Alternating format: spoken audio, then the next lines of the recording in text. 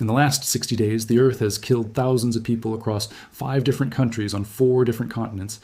And right now, tonight, a city in Spain is being shaken by its 621st earthquake in 6 days. 621 earthquakes in 6 days in one city. That is not a typo. That is not an exaggeration. That is what is happening right now in Grenada, Spain, and almost nobody outside of Europe is talking about it. Meanwhile, the death toll from the Indonesia earthquake is still climbing. Japan got hammered last month.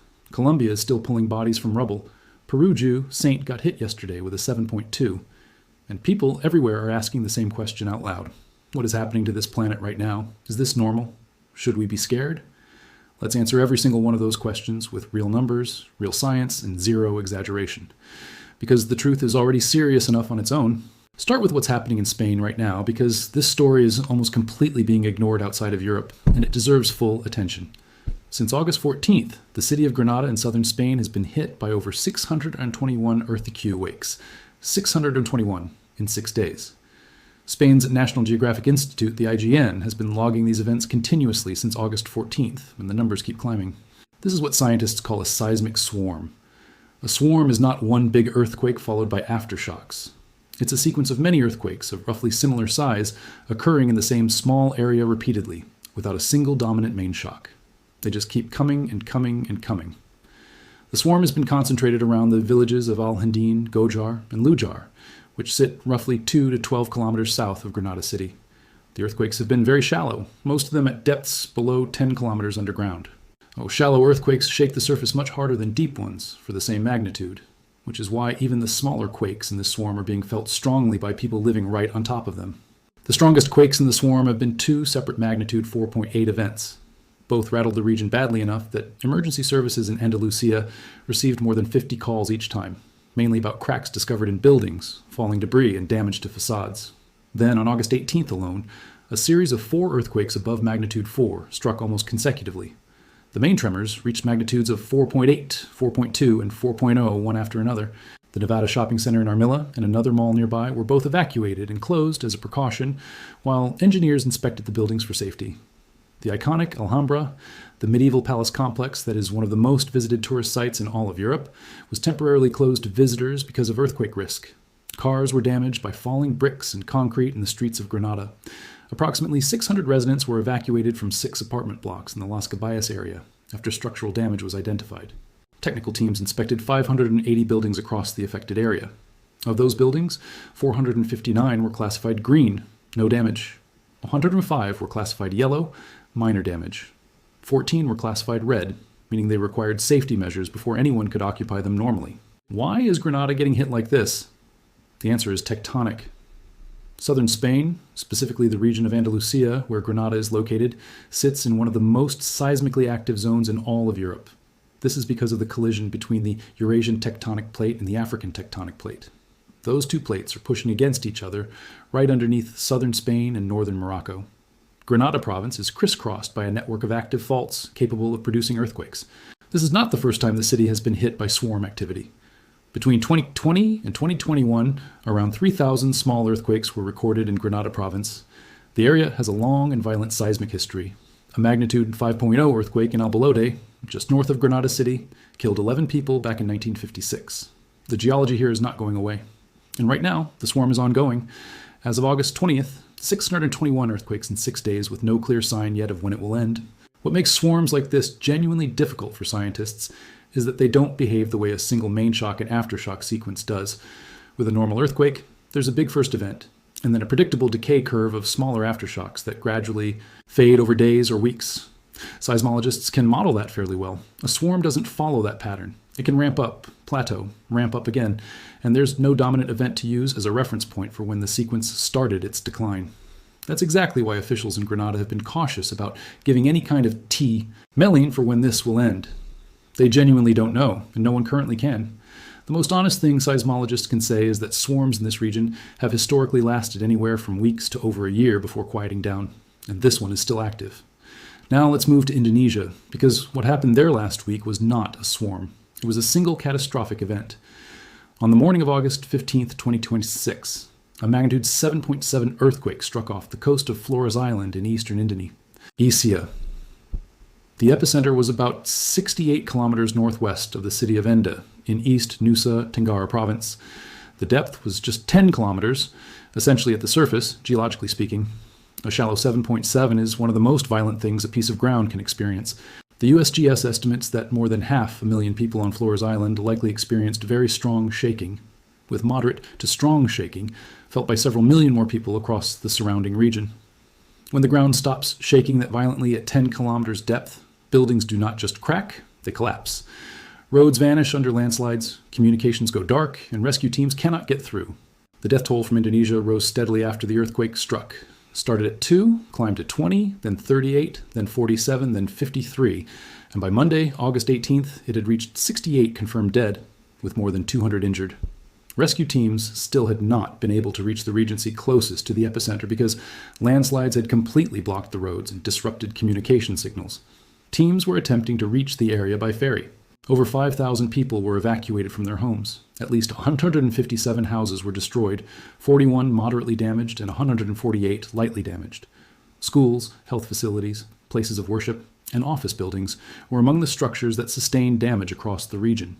Indonesia's meteorology agency, BMKG, issued a tsunami warning immediately after the earthquake, urging residents to stay away from beaches and riverbanks and move to higher ground.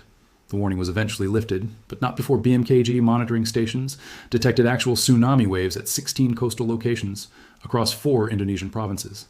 The highest observed wave was 0.94 meters at one monitoring station. Small, but real. After the main shock, 341 aftershocks were recorded, including a magnitude 6.2 and a magnitude 6.9 that struck western Sumatra thousands of kilometers away on the same day. One earthquake, 341 aftershocks, multiple tsunami waves, and a death toll that was almost certainly still rising as rescue teams reached more remote areas. The same stretch of coastline on Flores Island was struck by a similarly powerful earthquake in December 1992, when the quake and the tsunami it triggered killed more than 2,500 people. The Earth does not forget where its scars are. Now, Japan. Japan already knows earthquakes better than any nation on Earth. The country has strict building codes, sophisticated early warning systems, mandatory earthquake drills, and a population that instinctively knows what to do when the shaking starts. And even with all of that, the July 28, 2026 Kumamoto earthquake was devastating. It struck at 4:27 in the afternoon local time, hitting Kumamoto Prefecture on the southwestern island of Kyushu. The Japan Meteorological Agency rated it at magnitude 7.1. The USGS measured it at 6.8. The depth was approximately 10 kilometers, meaning it was shallow and hit hard. At least 39 people were killed, and more than 350 were injured. Japanese officials ordered approximately 300,000 people in Kumamoto Prefecture to seek shelter at evacuation centers. Power was knocked out to roughly 40,000 homes. Rail services halted. A tsunami advisory was issued and later lifted. One of the most striking images from the disaster came from a large shopping mall in the region, one of the most badly damaged sites in the entire area. That complex had thousands of shoppers inside when the quake struck. About 3,000 people had to be evacuated to the parking lot before an explosion occurred in another part of the mall where staff were still working. In one of the worst affected towns, more than 800 of the town's 4,500 homes were destroyed or damaged. Many residents slept inside their cars in parking lots, too afraid to go back inside their homes. And the aftermath was made worse by the heat. Temperatures in Kumamoto City reached 36 degrees Celsius, roughly 97 degrees Fahrenheit, in the days following the quake. Survivors in temporary shelters without power in extreme summer heat. Japan called it the first ever magnitude 7 earthquake to occur during midsummer. The Japan Meteorological Agency officially named it the 2026 Kumamoto earthquake. Experts noted that the Hinagu fault zone, which produced this event, may now have transferred stress to surrounding active faults, raising concerns about what comes next. Then Venezuela, Colombia, and Peru. The story of South America in 2026 has unfolded like a slow-motion nightmare. Venezuela first, June 24th. 2 earthquakes striking 30 seconds apart, magnitude 7.2 and then magnitude 7.5, both hitting the country back to back. The state of La Guaira saw 80% of its buildings collapse. Over 6,300 people confirmed dead, tens of thousands still missing. Then Colombia on August 10th, just 47 days after Venezuela, magnitude 7.4, the strongest earthquake ever recorded in Colombia this century. Over 312 dead, 4,600 injured, hundreds still missing.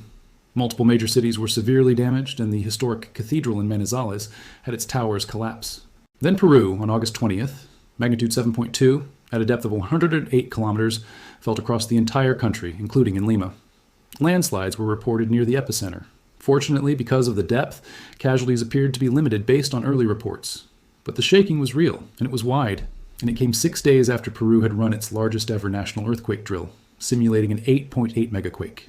Now, let's step back and answer the question every single one of you is asking right now. Is this normal? Is 2026 unusual? Are earthquakes actually increasing? This is where the most honest, most careful answer matters most. According to data from the USGS, the Earth averages approximately 14.9 earthquakes, of magnitude 7.0 or greater every single year. Not every decade, every year. On average, that works out to a little more than one major earthquake every month somewhere on this planet. This has been the average for decades. Through mid-August 2026, the world had recorded 11 earthquakes of magnitude 7 or greater. That includes magnitude 7.8 and 8.1 events near the Philippines in June, Venezuela's double 7.2 and 7.5, Colombia's 7.4, Indonesia's 7.7, Japan's 7.1, Peru's 7.2, and several others earlier in the year near Tonga, Vanuatu, and Malaysia. 11 by mid-August, with the yearly average sitting at around 15. John Cassidy, an earthquake seismologist with Natural Resources Canada, put it plainly. 3/4 of the way through the year, the world had had 11 earthquakes, when the average would suggest closer to 12 by that point. From a pure frequency standpoint, 2026 is not yet statistically abnormal for the number of major earthquakes. But here's the part that feels different. What's unusual in 2026 is not the number of earthquakes. It's where they've hit and how devastating the human consequences have been. A 7.2 and a 7.5 striking Venezuela simultaneously in a country with old construction and limited disaster response capacity produced catastrophic casualties. A 7.4 striking Western Colombia in a populated region produced hundreds of deaths. A 7.7 striking Shallow in Flores, Indonesia, killed dozens and displaced thousands, with roads still blocked days later. A 7.1S striking at 4:30 in the afternoon in Kumamoto, Japan, when a massive shopping mall was full of people, killed 39, even in one of the best prepared earthquake nations on Earth. And a seismic swarm of 621 earthquakes is currently shaking one of Europe's most beloved historic cities.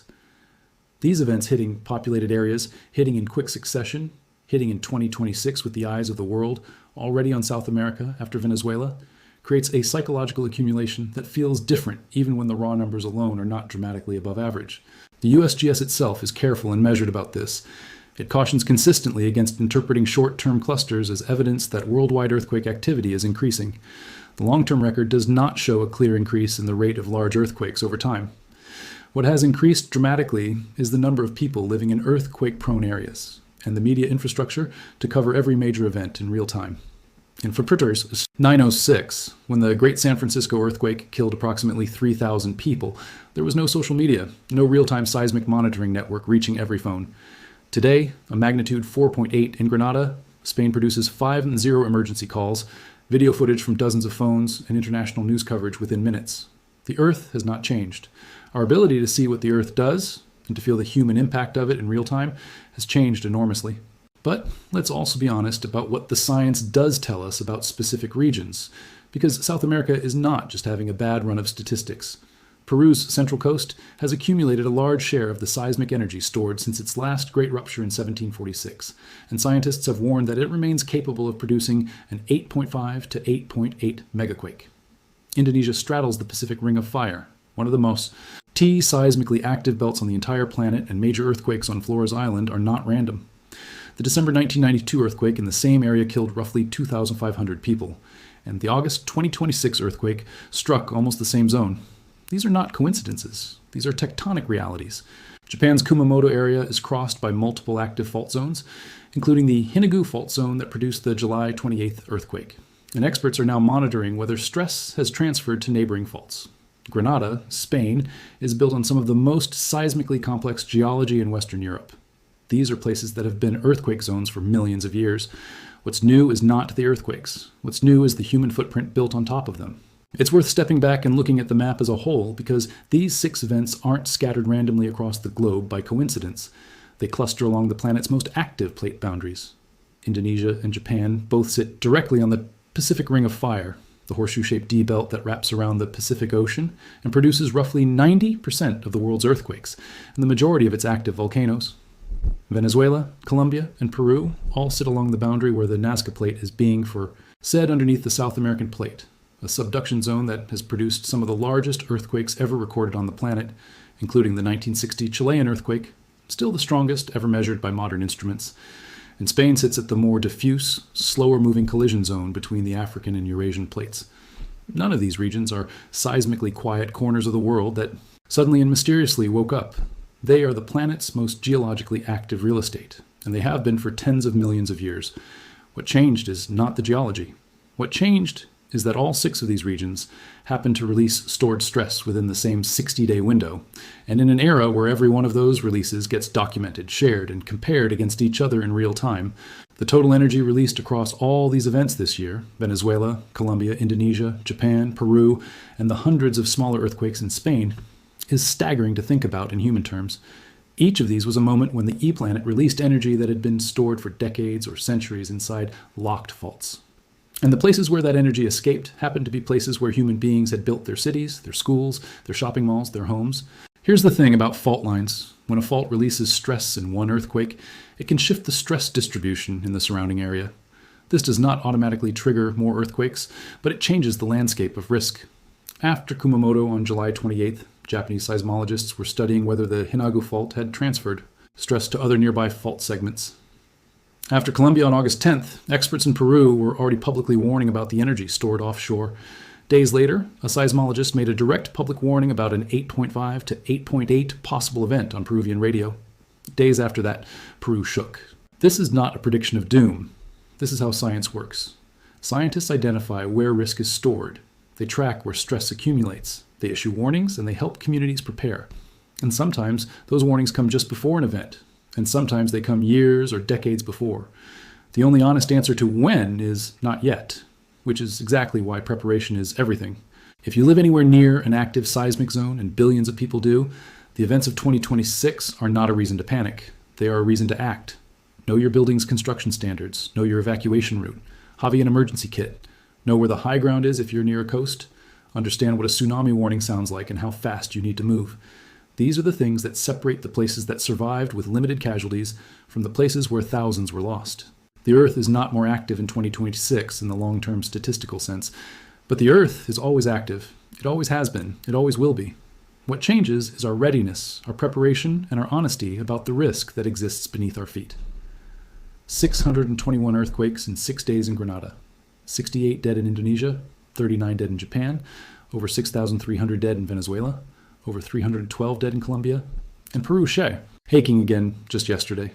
This is not the end of the world. It's a reminder of what has always been true underneath it. The ground was never actually still. We just don't usually notice until it makes sure we do.